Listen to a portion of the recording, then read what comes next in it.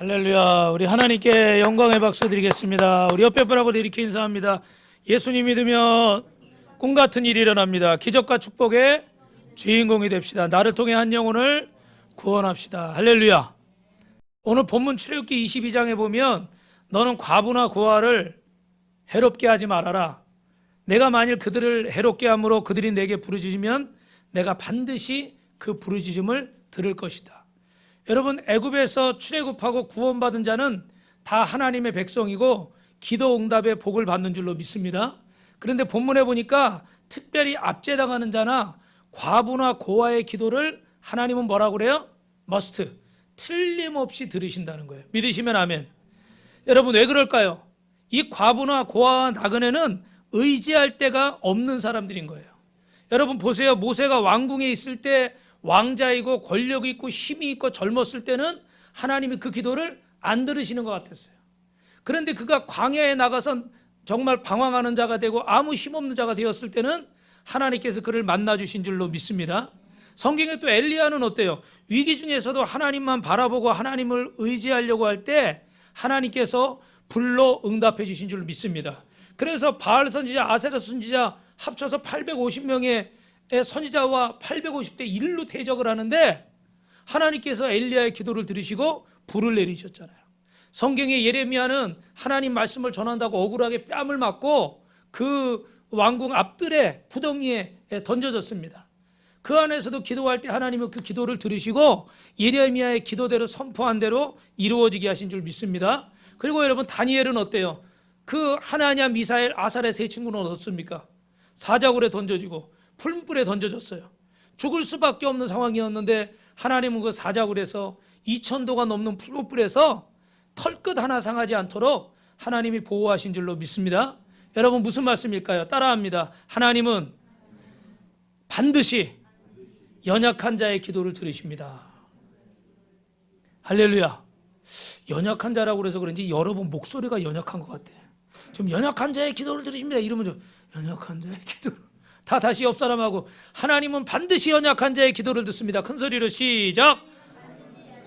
기도를 들으십니다. 할렐루야. 그래서 여러분 읽은 것처럼 21절에 나그네, 이방 나그네 압제하지 말고 학대하지 말고 또 22절에 어떻게 돼요?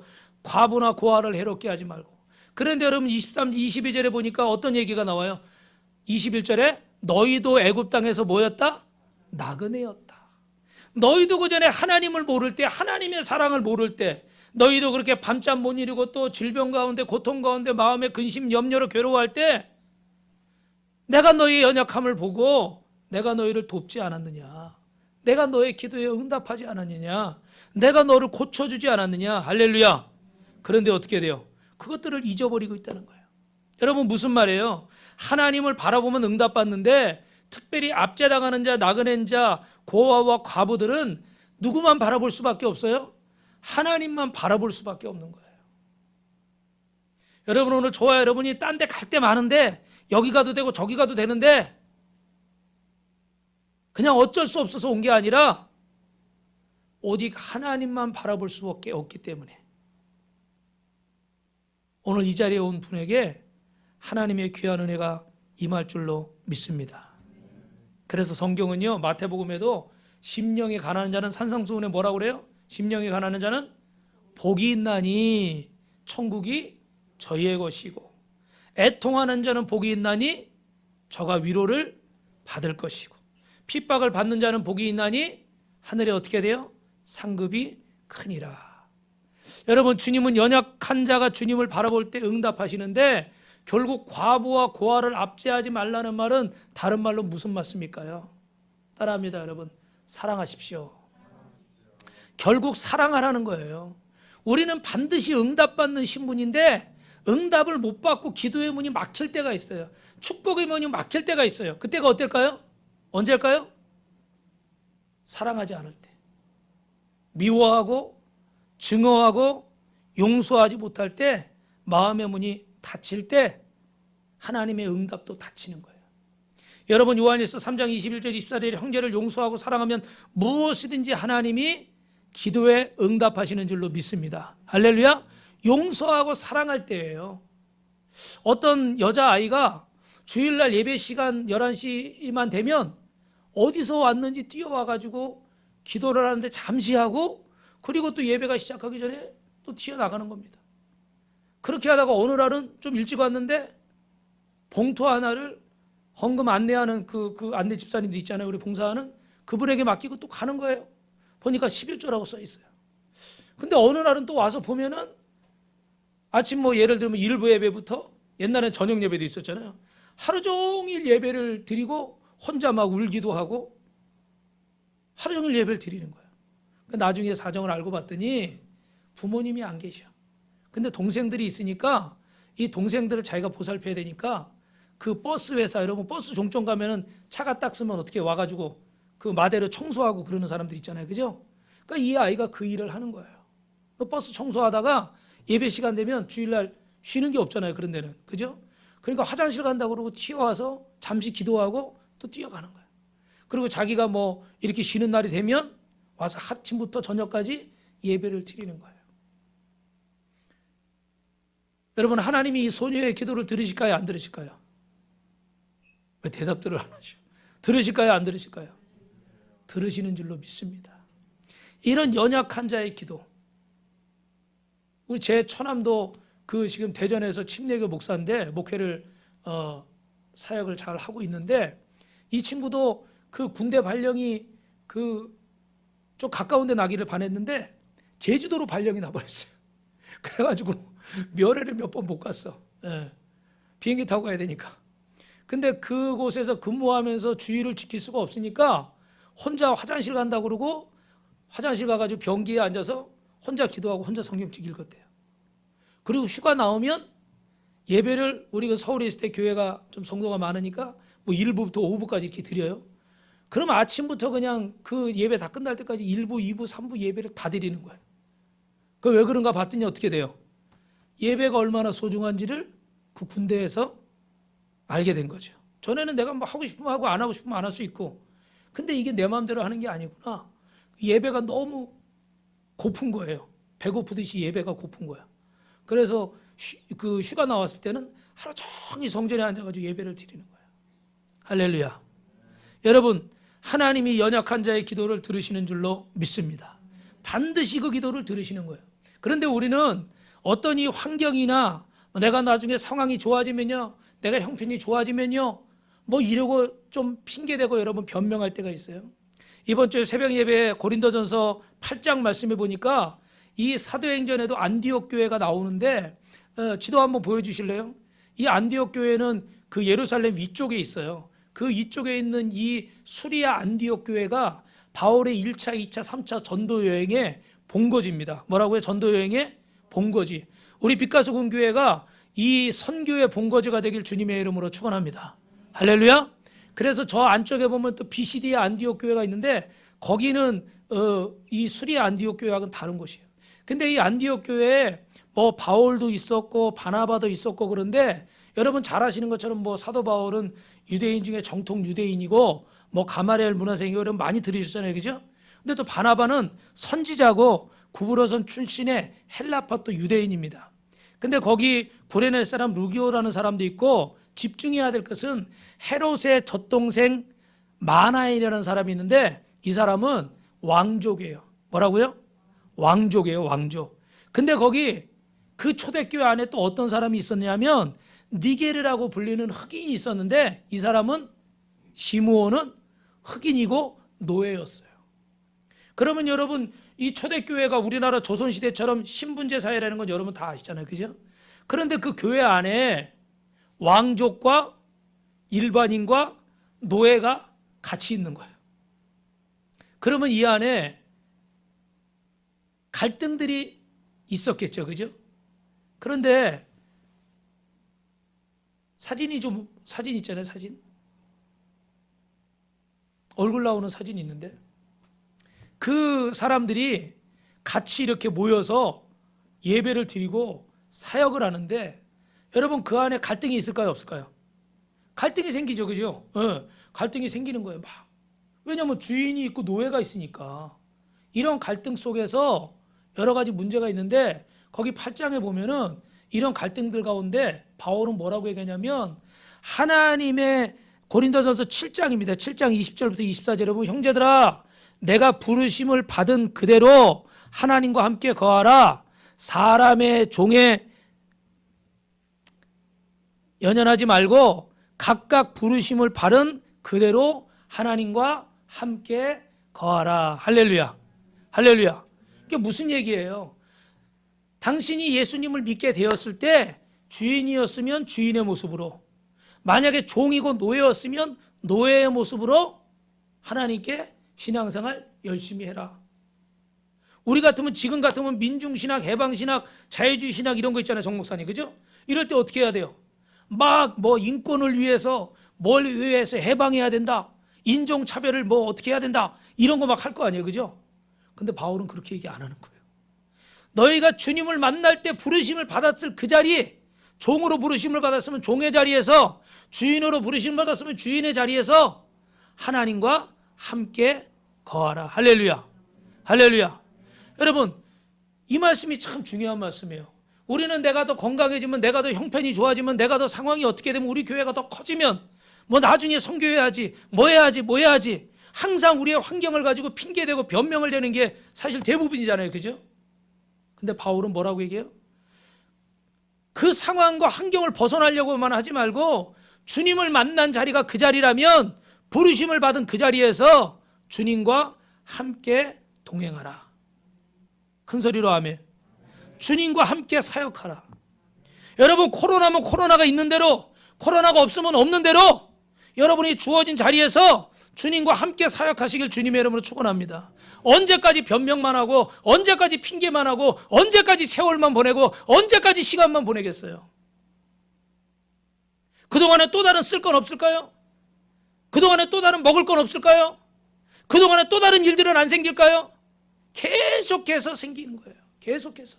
그러면 그 생길 때마다 핑계대고, 생길 때마다 미루고, 생길 때마다 변명하고, 내가 지금은 노예니까 못합니다. 내가 종이니까 못합니다. 내가 지금 주인이니까 못합니다. 왕족이니까 못합니다. 귀족이니까 못합니다. 아니라는 거예요. 내게 주어진 그 자리에서 용서하고 사랑하고 주님과 동행하시길 주님의 이름으로 축원합니다. 옆 사람하고 인사합니다. 하나님은 반드시 연약한 자의 기도를 들으십니다. 그러면 여러분, 하나님이 하나님의 백성으로 모든 것 주시기로 했어요. 하나만 회복하면 되는데 뭘 회복하면 되느냐? 큰 소리로 따라합시다. 하나님의 사랑을 회복하십시오. 할렐루야. 여러분, 요한일서 3장 23절 우리 같이 한번 읽어볼까요? 시작. 그의 계명은 이것이니 곧 그 아들 예수 그리스도의 이름을 믿고 그가 우리에게 주신 계명대로 서로 사랑할지니라. 할렐루야. 여러분, 하나님은 고아와 과부의 기도를 반드시 들으신다는 것은 의지할 때가 하나님밖에 없으니까 하나님이 그 기도를 안 들으실 수가 없다는 거예요. 그래서 하나님은 다른 사람의 기도는 안 듣겠다 이게 아니라 그런 연약하고 긴박한 자의 기도를 하나님이 더 빨리 들으실 수밖에 없어요. 병원에 가도 응급실로 들어간 응급 환자는 어떻게 돼요? 시간을 다투는 일이기 때문에 응급수술을 하는 거예요. 근데 평상시에 진료를 하고 이렇게 한 사람은 어떻게 됩니까? 진료가 천천히. 수술 같은 건 요새 큰 병원들 어때요? 막 몇 개월씩, 전도사님, 몇 개월씩 막 수술이 밀려 있어.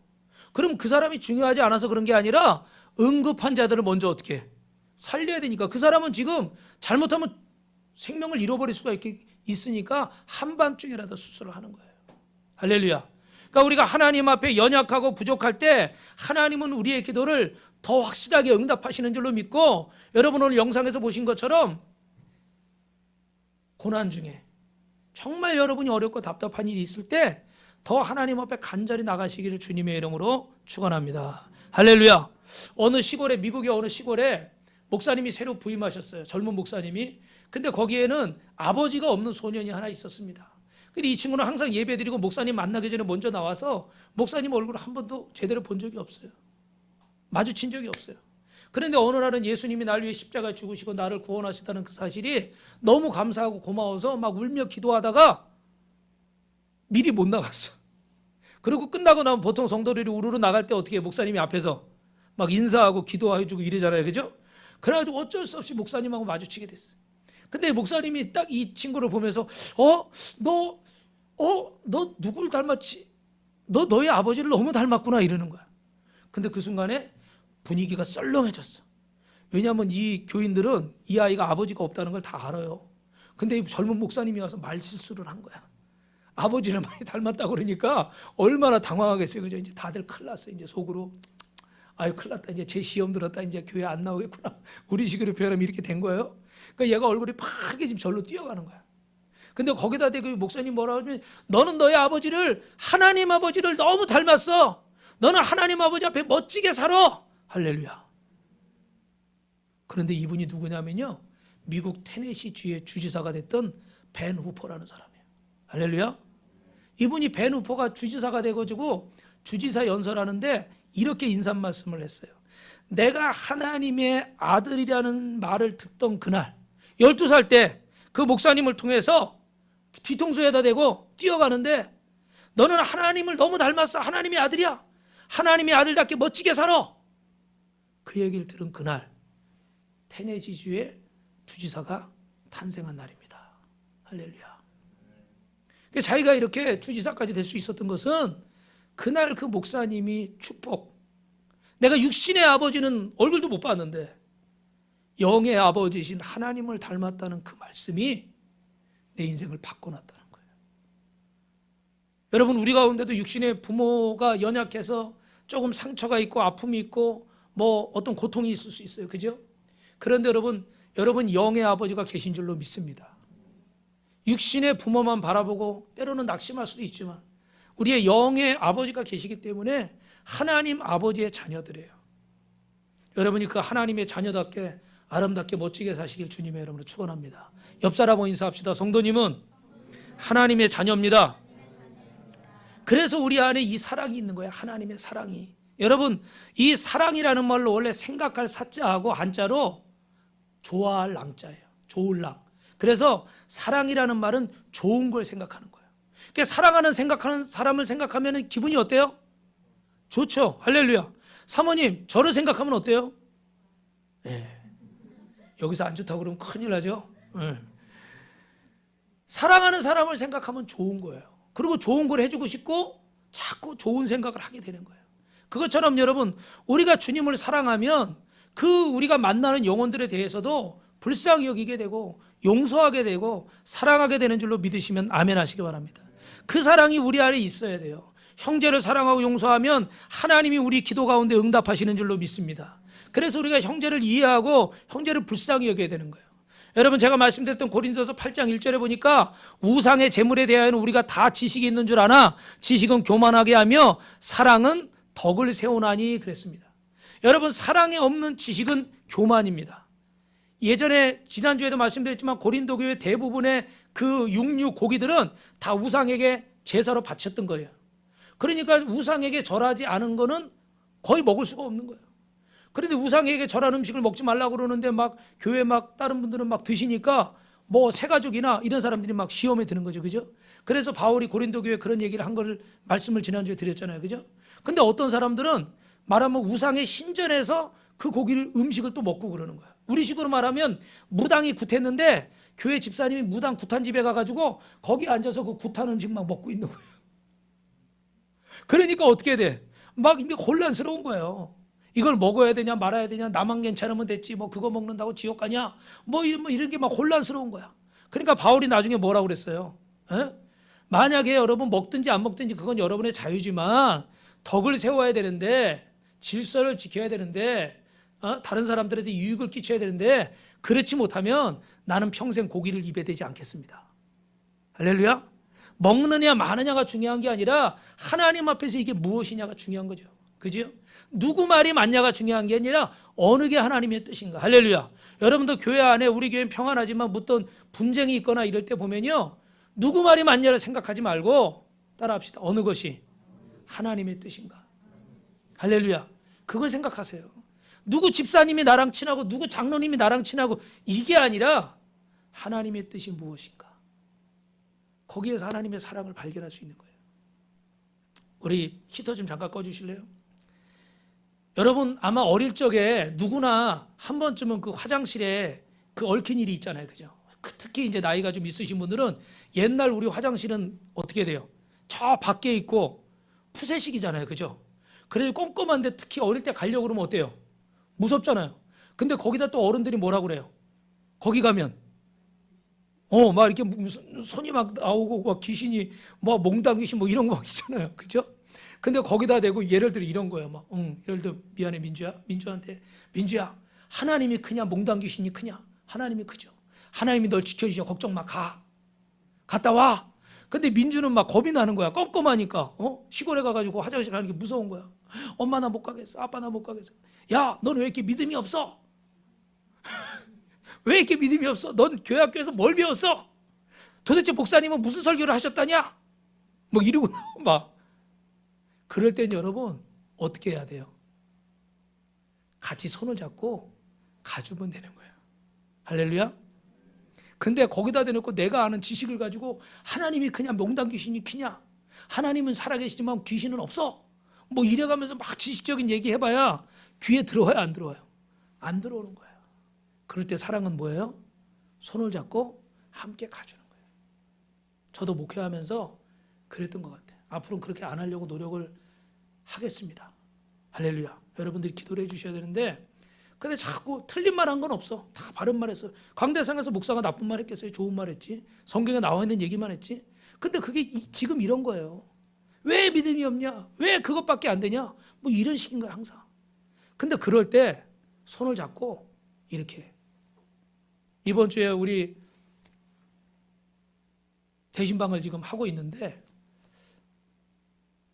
여러분 오해하지 말고 들으셔야 돼요. 우리 성도님 중에 좀 연약한 분이 있어가지고 이렇게 예배를 드리고 이렇게 신방을 하면서 이렇게 식사를 하는데 거기다 이렇게 술을 드시는 거예요. 술을. 전혀 있을 수 없는 일이죠. 목사님이 신방을 하는데 거기서 전에 같으면 제가 어떻게 할까요? 당장 뭐라고 하고 그렇게 못하게 당연히 혼을 내겠죠. 그런데 그러시냐고. 아유 낮에 힘드셨죠. 한 잔 드시고 식사하고 대신에 다음에는 드시지 마세요. 할렐루야. 제가 이렇게 변했어요. 옛날 같으면요. 옛날에는 어떤 학생이 왔어요. 모자를 안 벗는 거예요. 모자를. 그래서 설교 시간에 모자 벗으라고. 그 다음 주에 걔 나왔을까 안 나왔을까요? 안 나왔어요. 그 이후로 한 번도 못 봤어요. 왜냐하면 예배를 거룩하게 들어야 되고 하나님 앞에 드리는 거기 때문에 뭐 예배 시간에 벨이 울려서 전화 받으러 나가? 있을 수 없는 일이죠. 맞는 거예요. 그죠? 틀린 건 아니에요. 그죠? 그러나 거기 뭐가 빠지면 안 돼요? 사랑에 빠지면 안 돼요. 여러분 주위에 연약한 자가 있잖아요. 근데 그 연약한 자에게 내 지식만 가지고 막 하면은 그 사람은 숨 쉴 수가 없는 거야. 그죠? 잘했다는 게 아니에요. 잘했다는 게 아니야. 그러나 어떻게 돼요? 이 사랑은 주님의 사랑은 그런 연약한 자들을 세워주고 다그치는 게 아니라 같이 손잡고 몽당 귀신을 무서워하는 그 아이의 손을 잡고 화장실에 가줄 수 있는 것이 주님의 사랑인 줄로 믿습니다. 그래서 여러분 기억하세요. 우리도 전에는 애굽에서 나그네였다. 우리 속담으로 말하면 뭐예요, 장집사님? 우리 속담으로 말하면 개구리가 올챙이적 생각 못한다는 거죠. 그죠?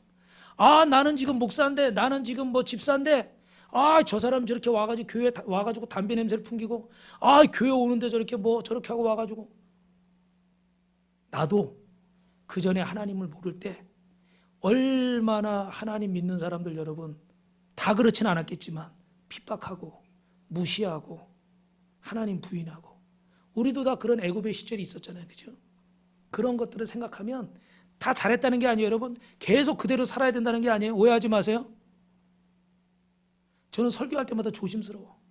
그 전에 한번 제가 설교하면서 우리 교회도 교회고 저 건너편에 있는 교회도 하나님의 교회고 여러분 모든 교회가 하나님의 교회입니다 그랬더니 우리 집사님 한 분이 주일날 안 하고 저녁 때 전화했더니 어디 장인어른 모시고 놀러 갔어. 그래서 집사님 왜 교회 예배 드려야지 키냐 그랬더니 목사님 지난주에 교회는 다 똑같다고 그러셔가지고 그래가지고 아무 교회나 가면 된다고. 오해하지 마시고 잘했다 못했다 이 얘기를 하는 게 아니라 그 안에 어떻게 돼요? 우리도 애굽에서 있던 시절이 있었으니까 먼저 내 지식을 가지고 다그치기 전에 주님의 사랑으로. 할렐루야. 그래서 여러분 마지막으로 따라합니다. 그래야만 모든 기도에 응답의 문이 열립니다. 할렐루야. 우리 아까 했던 요한일서 3장 21절 22절 다시 한번 읽어보겠습니다. 시작. 사랑하는 자들아, 만일 우리 마음이 우리를 책망할 것이 없으면 하나님 앞에서 담대함을 얻고 무엇이든지 구하는 바를 그에게 받나니 이는 우리가 그의 계명들을 지키고 그 앞에서 기뻐하시는 것을 행함이라. 할렐루야. 그러면 하나님이 기뻐하시는 바를 행하면 구하는 바를 다 얻는다고 그러는데 그 기뻐하시는 것이 뭘까요? 우리 23절 아까 읽었죠. 시작. 그의 계명은 이것이니 곧 그 아들 예수 그리스도의 이름을 믿고 그가 우리에게 주신 계명대로 서로 사랑할 것이니라. 그러면 무엇이든지 구하는 바를 얻는 거예요. 여러분 기도의 문이 열리고 축복의 문이 열리는 것은 여러분 하나님 앞에 정말로 사랑하면 응답의 문이 열리는 줄로 믿습니다. 이 응답의 문이 회복되길 주님의 이름으로 축원합니다. 두 손 높이 들고 아멘 하시길 주님의 이름으로 축원합니다. 여러분이 용서하지 못하는 남편이 있습니까? 용서하지 못하는 아내가 있습니까? 용서하지 못하는 부모가 있습니까? 용서하지 못하는 자녀나 친구나 이웃이 있습니까? 용서하지 못하는 직장 선후배 상사가 있습니까? 오늘 이 시간에 예수의 이름으로 다 풀어버리시길 주님의 이름으로 축원합니다. 할렐루야. 할렐루야. 부끄러운 얘기지만 제가 일부 예배 때 짧게 이 선교를 하고 또 우리 픽업하러 이렇게 차를 운행하는데 저기 코너 올라가는데 오토바이가 옆에서 빨리 지나가야 되는데 안 가고 절 들어가지 못하게 슬슬 그 순간에 제가 어떻게 했겠습니까? 이런 주여 금방 사랑해야 된다고 설교해놓고 금방 또 째려보 나가서 우리는 사실 이렇게 부끄러운 사람이야. 근데 중요한 건 어떻게 빨리 깨닫고 주님 용서해 주십시오. 제가 주님의 사랑으로 사랑할 수 있도록 주님의 은혜로 용납할 수 있도록 상대방의 입장에서 이해할 수 있도록 내 남편이 어땠을까? 내 아내가 어땠을까? 내 부모가, 내 형제가 어땠을까? 우리 성도님들이 어땠을까? 목사님이 어땠을까? 직장에서 우리 상사는 또 후배는 어땠을까? 여러분 이웃에서 저 사람은 어떠했을까? 여러분 진짜 사랑을 회복하시기를 주님의 이름으로 축원합니다.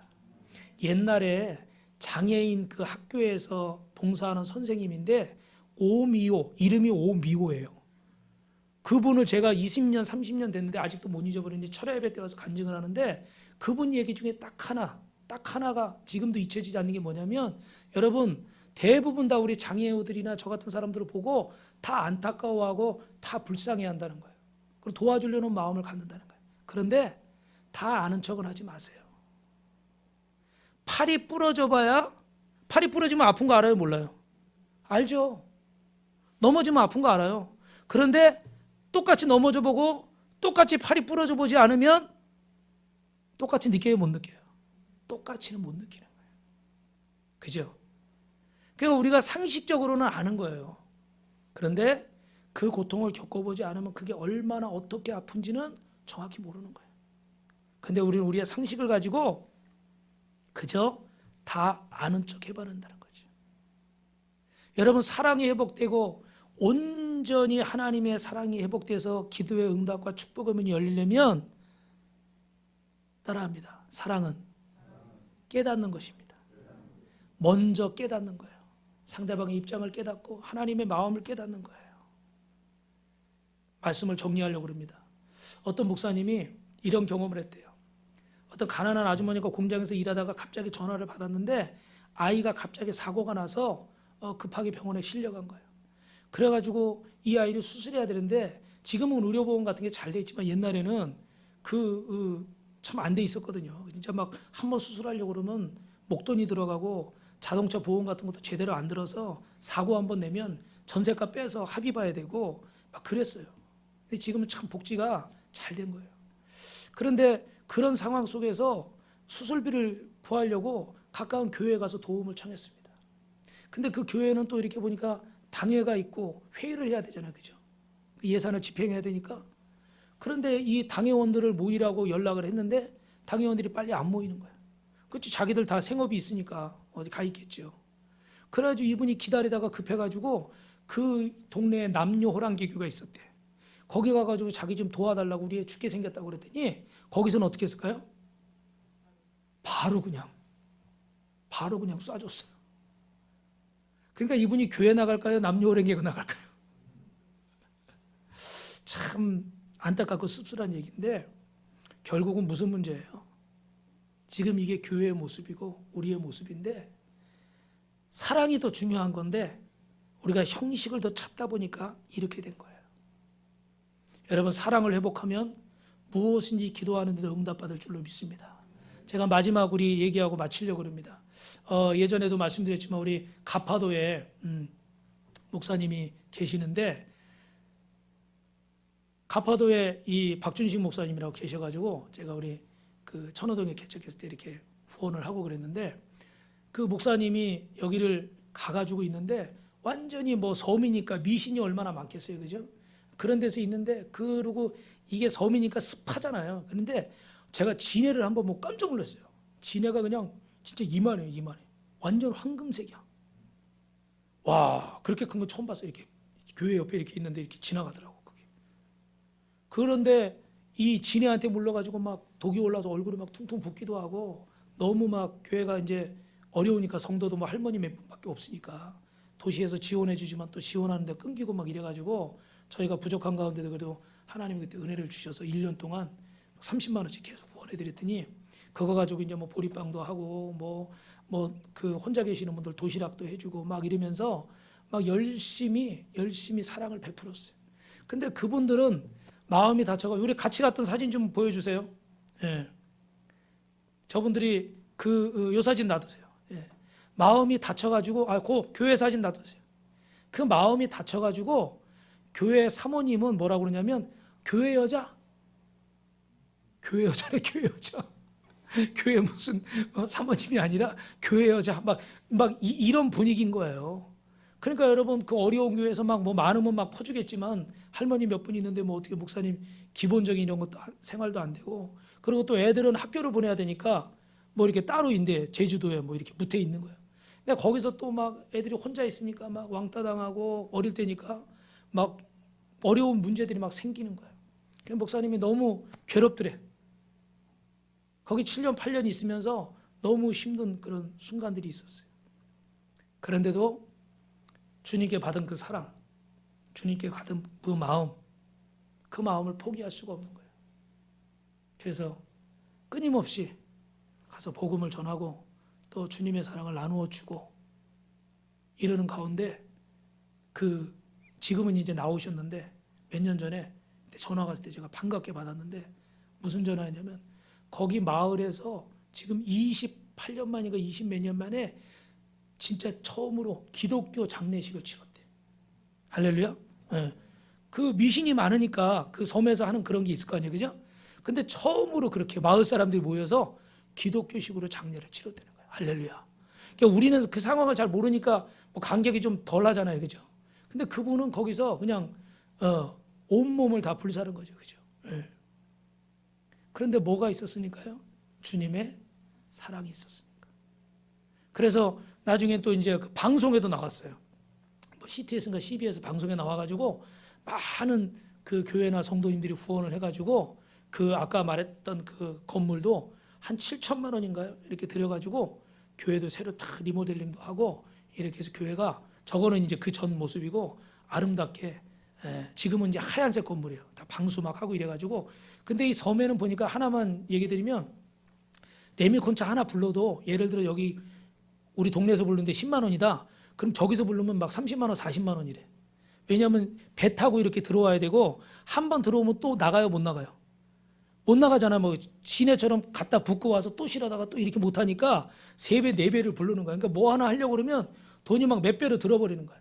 그래서 참 어려웠는데 하나님이 그렇게 은혜를 주셔서 지금은 교회가 또 아름답게 세워진 줄로 믿습니다. 이 말씀 드리려고 사진을 보여드린 거예요. 여러분, 우리가 형제를 사랑하고 주님의 사랑으로 용서하면 여러분 축복의 문이 열리는 줄로 믿습니다. 기도의 문이 열리는 줄로 믿습니다. 그래서 여러분의 사랑이, 하나님과의 사랑이 회복될 때 여러분 인생도 회복되고 가정도 회복되고 우리 교회도, 여러분 직장 사업 등도 그리스도인으로서의 사랑이 회복되는 역사가 있기를 주님의 이름으로 축원합니다. 축원합니다. 우리 옆 사람하고 한 번만 인사하고 기도합시다. 주님의 사랑을 회복합시다.